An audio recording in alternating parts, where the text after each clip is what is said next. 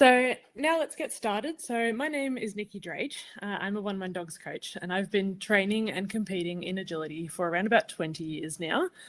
And when I first started training, I trained with several different clubs and instructors, but it always felt like there was something missing, or that the method just didn't quite gel with me, or I had questions that weren't quite answered in the way that I wanted to understand them.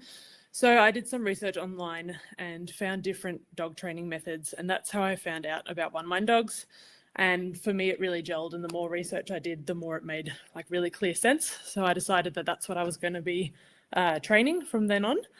And when I decided that, the problem was that it was a very new method back then, and there was nobody else in Australia, which is where I'm from, that was training it. So I knew I was going to be training by myself, and mostly probably from home. And learning a lot of the skills. But luckily, a lot of the skills that we need for agility and for basically any kind of dog sport or dog activity are very basic and can easily be trained from home. So then later on, I also moved to a more remote section of Australia, and I now don't have access to other trainers that easily. So I started training from home even more. And I've just learnt so much about myself and my dogs during that time.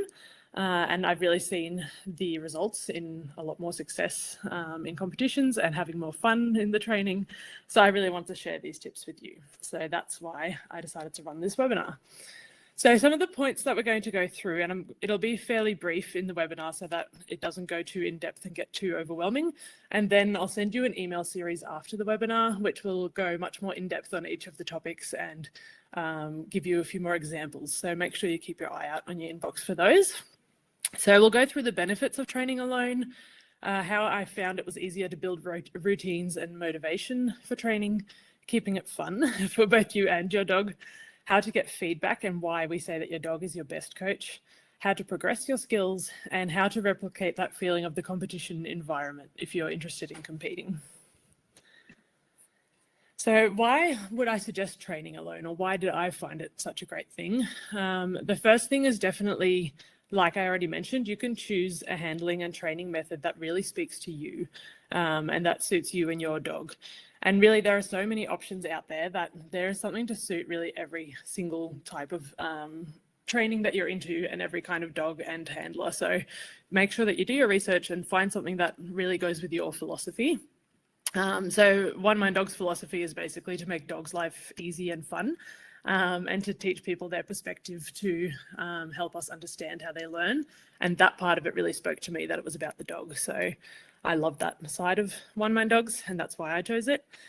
And at that same sort of perspective, it also allows you to work at your own team's pace. So you can listen to your dog, see if they're enjoying it, if they're not, how they're progressing, and then you can adapt to you and your dog. So it's not like it's set for every student in the class and it's just sort of a baseline, but it's really personalized and you can personalize your experience. There's also no feeling of needing to perform or be self-conscious. So I found that was a big problem, even also for my students who are still also going to clubs and live classes. They find that they don't maybe do the best for their dog because they feel self-conscious about something, or they feel like they need to do it again just to show that they can, even though it's not in the dog's best interest, for example. So that sort of a thing is not a problem when you're training by yourself. You can also focus on your best coach and get the best feedback from your dog. We'll talk about that a little bit more later, but I just wanted to mention that here. And you can really, if you're into videoing your training, you can get really detailed video feedback that catches issues that the naked eye might actually miss. And this is how I learned about the really intricate topics of dog agility that I love. So things like leading legs or connection, they're things that you don't notice that you're doing until you look at the video and realize what's happening with you and your dog. And they make such a big difference in the long term that once you pick that thing and change it, it's like a sudden instant change that wouldn't happen otherwise. So that I really recommend that you video your training if you're training alone, because it's so valuable. There's also a more thorough understanding and problem solving. So going along that same thread, for example, if your dog is always knocking a bar when you recross, or if you're trying to teach some sort of, let's say, an obedience behavior and the dog just isn't getting it, then we can really see what's going on in more detail in slow motion and thoroughly understand why it's happening, and then solve it from the dog's perspective easily instead of trying lots and lots of different things that aren't working. The dog also feels comfortable and safe. So training alone is great for if your dog is a bit reactive, for example, and they can really focus on what they're learning and they don't have to worry about the environment or other dogs. And lastly, it's very flexible and very easy to fit into a routine, which I will talk a bit more about the routines themselves later, but they are a big important part of staying motivated. So that's usually the biggest thing I hear from students that are training by themselves, that they are finding it difficult to keep their motivation going and to like go out there and train really and to progress their skills. So I have a few different ways that I use to stay motivated, and I've also spoken to a few of my students to ask them. For me, one of the biggest things is learning about the intricate details of what I'm trying to achieve and then seeing those details progress. So for example, learning about the leading leg changes in the dog and why they matter and how I can influence them, and then like videoing it and comparing the differences. That's a big motivator for me, especially when I see that the dog is understanding and that I'm understanding it. Like learning about my dog, do they prefer to wrap or slice and why, and can I change that with short skill sessions, for example? And does my dog have a preferred side to work on? Would they rather be on my right or my left? All those sorts of things are details that you can really deep dive into and find out why they happen. Another one that a lot of people really like is keeping a training diary so that they have a goal that they've set, and you can break down your training sessions or your goals into sessions and plan them out and then see what's succeeding and what's not. This is a really easy way to sort of keep a track of what's going on with your dog. And we'll talk about this in the next few slides a bit more. And then one that's probably one of the biggest motivators is to join an online course with feedback. So I've got a bit of a video here that I will show you about our guided courses. So these are our OneMind Dogs online courses with a coach. And one of our students actually did a little overview video of these. So I'll just go back to the start because it was just like a load for a second. So first, find your course.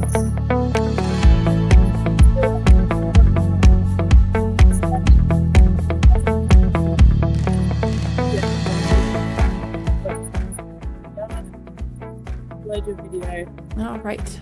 When you point your toes towards that takeoff point and your chest laser points towards that takeoff point, there you can help her to collect. Here we can see toes and chest laser are pointed towards the landing of the jump, so that's what ends up making the turn a little bit wider.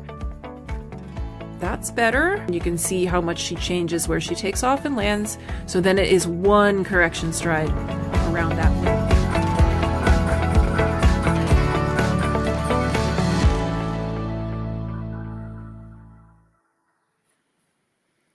So you can see, I'll just turn the slides back on, but you can see what I mean there about the intricate details that I was talking about. Of course, this is also suitable if you're brand new to agility, you've never trained agility in your life, and you have no idea how to get started. That can be quite intimidating.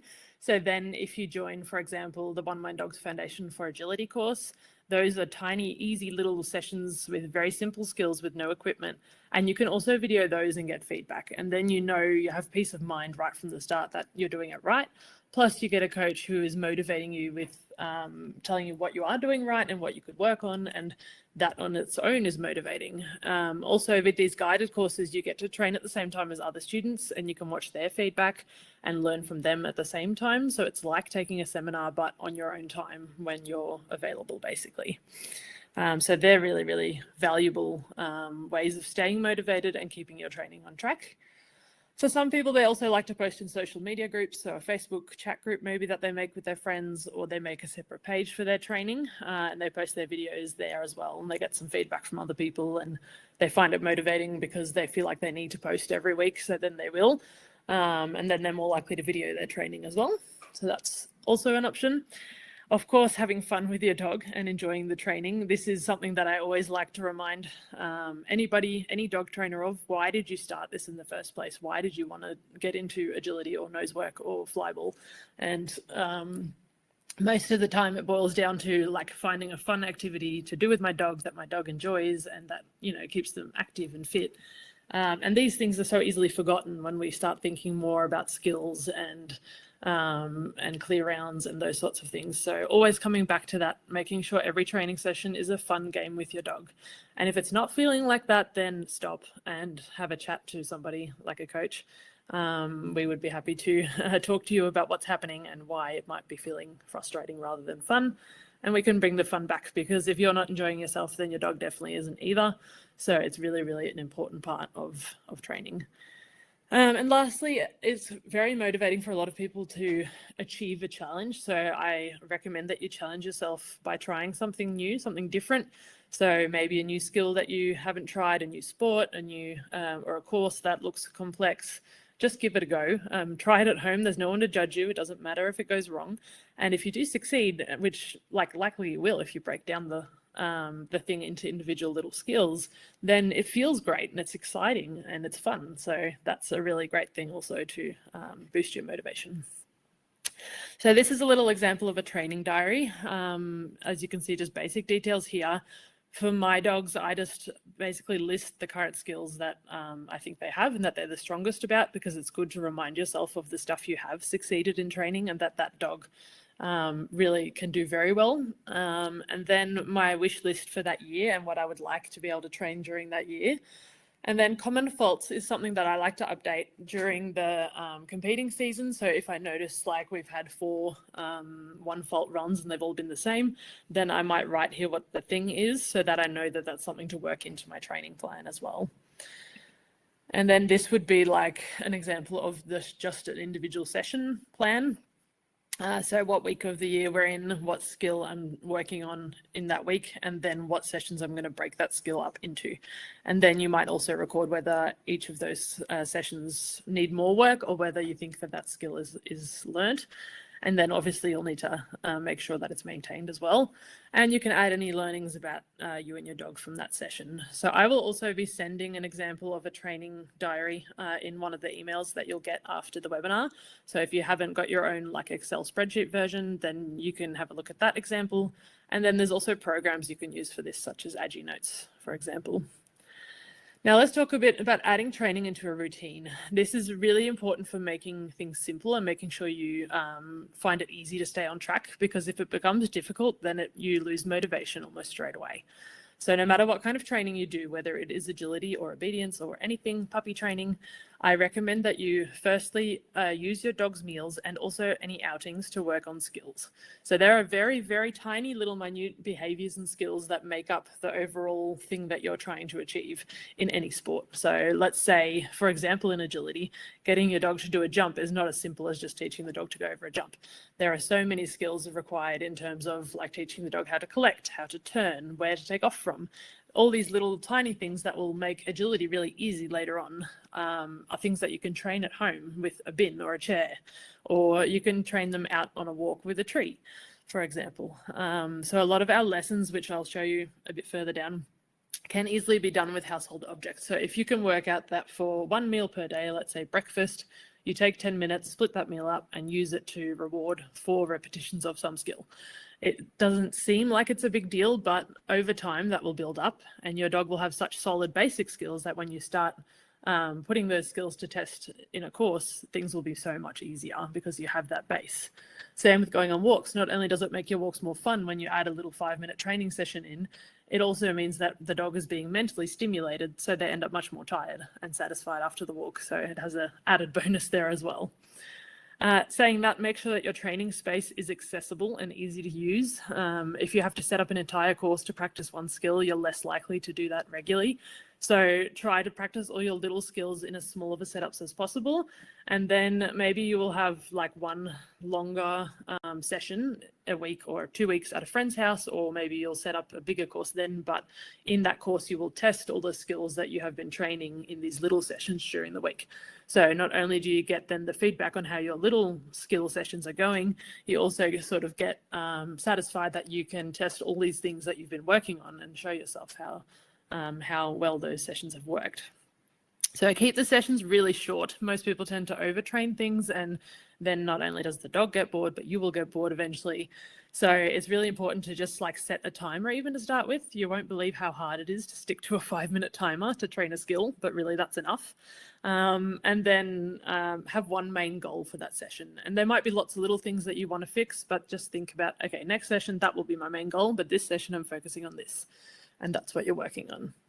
So all of these little basic things will make training alone so much easier later on as well. So I'm going to show you a little video about this as well. And this is basically us explaining what you can do if you're by yourself and you need to do, you can't hold your dog, or your dog doesn't have a stay yet, for example. Then there are so many different things you can do to set up your training sessions. For example, here you can teach your dog how to find pieces of food that you toss. So you could use a word like find it while you're throwing the treats.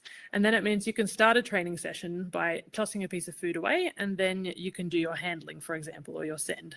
So instead of asking your dog to sit and stay 20 times in a row, which can be really demotivating, you get to start with this sort of the dog is already running and engaged in a similar way that you might do if someone was restraining the dog. You can also teach the dog to send around an obstacle like a cone, or you could use a bin or a jump wing like you can see there. Or if you need a really long lead out to get a head start, then you could drop some food into a bowl while you run ahead to get in position. So it's obviously rewarding for the dog. It's a bit fun because they get that whole they want to chase you thing going on. So it's a way to imitate that without having somebody to restrain the dog to get them excited. And it gives you some time to get each of those movements in as well. And then for pre-placed rewards, so where you would normally have somebody controlling the reward, you can use a container with a lid on it to make sure your dog doesn't jump in there and pinch the food before finishing the skill. And just a few times take a treat out and put it on the lid just to show your dog that it's actually food and that it's exciting. And just start with sending your dog to the bowl and opening it and giving them a bit of food so that they have a reason to want to drive to that bowl. And then you can, for example, toss some food away and then send to the bowl. So this is an example of our lesson from our foundation program that's called Forward Send, and it teaches the dog to pass you and drive ahead to something. So Lynn is just showing you how you can do that without having any helpers like what's shown in the lesson. So here she's sending forward to the tunnel, and what that achieves is instead of the dog turning around out of the tunnel and looking for you, it drives forward to something. And as that said, we're more than happy to help if you're not sure how to modify an exercise that you're working on. So please feel free to send an example of the exercise and we can help you there. And now I just wanted to show you the Foundation for Agility program. So this is the program I've been talking about that has each of these little skills that you can train at home that will complement your overall agility or just dog training goals. Now, these are not just for puppies, but they are all suitable for puppies. They're not just for newbies, but again, they're suitable for newbies, but also for older dogs that have a few skills missing that you could be working on. So here you can see a bit of an example of all the lessons that are included. And they're all very basic ones that, again, you can do with no to very minimal exercise. So I'll show you this lateral push one as an example. It's basically a handling technique that you could use on a course, but you can start training it with just you and the dog. And in this case, you will see a summary, what you need and what to do if you can't make it work. And the video will show you an example with a helper, but as we just showed you in the other video, you can easily also do these exercises without a helper by tossing food and pre-placing a bowl with a lid.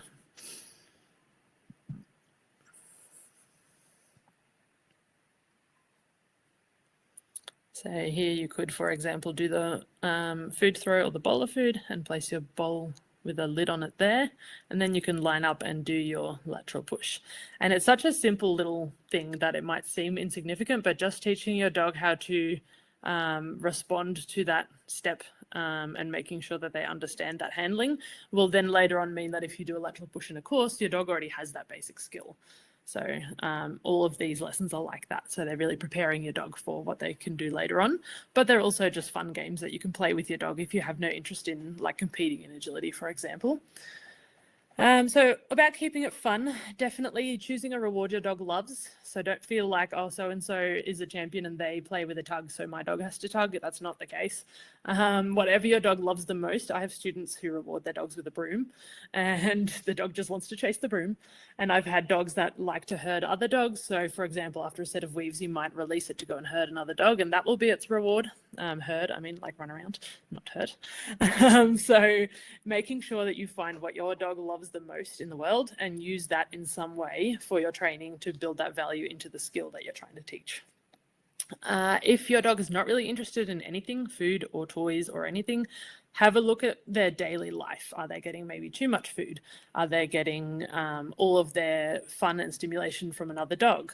So these are all things that you could change a little bit to make sure that you become the center of their world and your relationship gets so much stronger. In every training session, it's really important to prevent frustration and boredom for your dog. So Janita always sort of put a baseline of if you have 2 correct repetitions of an exercise, change something, because otherwise your dog will get bored and will try throwing different stuff at you because they're saying, I've done it right, what else do you want me to do? And they like to be challenged. Dogs find it motivating to be challenged, so change something. If you have 2 incorrect ones, then again, change something, because then your dog is not understanding. So that's feedback from the dog saying, I don't understand this session or the way you've set it up. So you need to change where you're placing the reward, where you're placing the dog, just something. And if you can't think of why, then that's something that I would suggest filming and sending to a coach like us and asking what's happening. And more than likely, a different set of eyes will give you an answer as to why it's going wrong. Taking time during your session to play and cuddle with the dog, so it's not like, okay, did it correct, reward, move on. Try to, especially if it's something that they have had trouble understanding or you've had trouble communicating and then it suddenly works, make a big deal out of it. Have fun with the dog, because that's like the whole reason you're doing it. So if that gets left out, then it won't be fun for either of you. So definitely take that time to make it fun. And I mentioned before, keep your sessions short and watch your dog's reactions, because for example, dogs can get over aroused and that can be easy to miss, but if they get to that state, then they won't be learning anymore. So over arousal, for example, you can see if the dog starts to bite your hand a little bit every time it takes a treat. That's a really obvious sense. If it normally has a good sit and stay, but it can't sit anymore when you ask it to, it's too over aroused to control its brain to sit. Or if there's some other simple skill the dog knows but suddenly won't perform, those are all pretty clear signs that it's time to take a break. Attention span also is a good feedback. So if your dog is starting to look around or to sniff the ground, they've lost interest, that's time to stop. That's actually too late, really. It should stop before that you get to that point, and you'll start to like see those signs where it's getting to that point, and you know that that's where you need to stop. Because the best thing to do is to stop while both you and the dog are wanting more, because that's what will motivate you to come back next time. So keeping things short and keeping things fun. So in regards to feedback, the reason that I was saying that your dog is your best coach is because the way OneMind Dogs was developed was by basically listening to a dog and watching how it responded to different kinds of body language and then testing that on hundreds of other dogs. Do they respond the same way? So the method was actually developed by dogs. So if your dog is not understanding something, then rather than, okay, I need to teach my dog how to understand that, that's not the way we think. It's more, okay, something I'm doing is confusing the dog, so I need to change something in my body language so that my dog understands what I'm trying to get it to understand. So it's not something to fix, it's more information or feedback from your dog that this isn't working, you need to change something. And as I mentioned before, if you don't know what to change, then that's when you need to video your training and ask us and let us help you instead of getting to that frustration level. As I also said before, that more than 2 incorrect performances is very strong feedback that you need to change something in your setup or the exercise. Maybe your expectations are a bit high and you need to take it back a step or break the skill up into more separate skills. Other options for if you're not sure what's going wrong is to check your video in slow motion and compare it to the video you're using to learn from, for example, or just look at the dog and see what's going on. Send it to a coach, as I mentioned, or just try changing a small thing, like maybe move the reward, for example. Little things like that can make a big difference. So for progressing your skills, an easy way is to keep track of faults. Like I mentioned before, I will always keep a note of what faults I had during a competition and then see if there's a trend and make sure that I fill in any missing gaps in my skills that are causing those faults or in my dog's skills. Progressing systematically, so fading out an aid. So for example, if you're using weave guides or if you're using a net to prevent the dog from flanking a jump, then fading those quickly and systematically. Or in the other direction, making things difficult and back chaining. So don't just go, oh, I'm going to set this up and train it because we know how to do it and it's like, you know, it will succeed, because then you're not learning anything. So try to progress every time. Okay, my dog can do it like this. What happens if I add a bit of distance? What happens if I jump up and down on the spot? What happens if I get a toy and throw it the other direction? Always add another level onto each skill. And there's like unlimited amounts of levels you can achieve at home with skills. Like you might need to get a bit creative, but you wouldn't believe how many different things you can train. Again, if you get stuck on progressing a skill, then ask for help from a coach. We always have a lot of experience with different students, so we can definitely help you progress a skill. And as I said, there are so many different ways to push them further. Even just taking the same skill to a different environment is a big change for a dog.